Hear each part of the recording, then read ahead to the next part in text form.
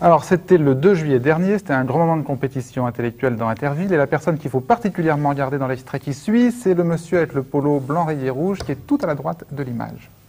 Eh bien, histoire-géographie. Enveloppe 1, enveloppe 2. La une. Une.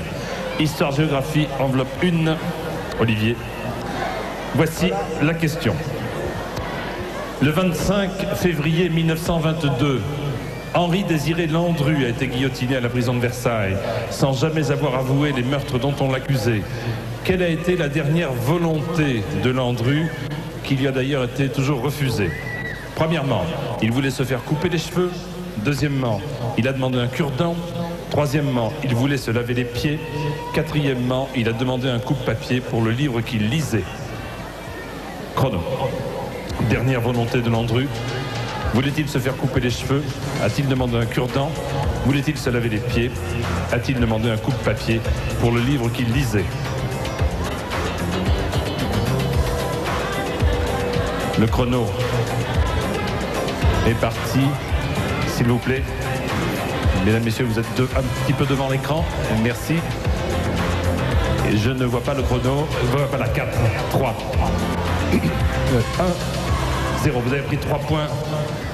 Quel est votre choix? Un petit peu au pif, nous sommes d'accord pour donner le numéro 3. C'est-à-dire? Il a voulu se laver les pieds. Il a voulu se laver les pieds. Bonne réponse!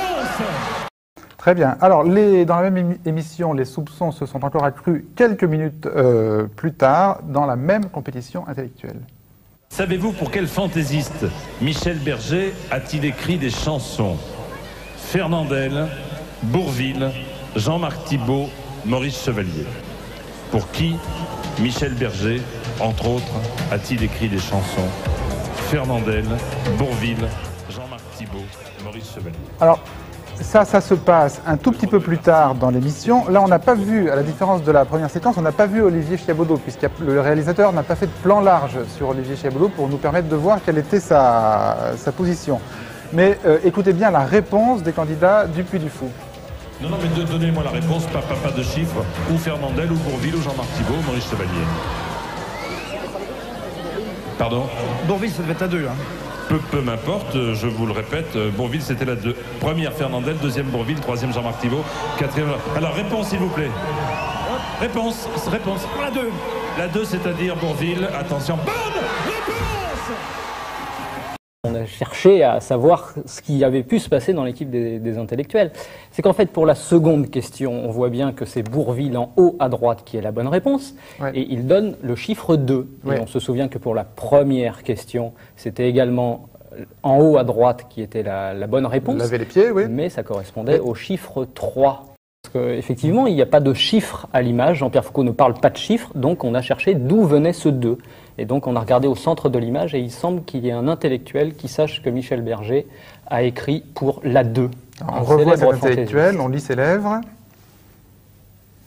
Voilà, hein, sur les lèvres on lit bien la 2 apparemment. On lit bien la 2, oui. Voilà.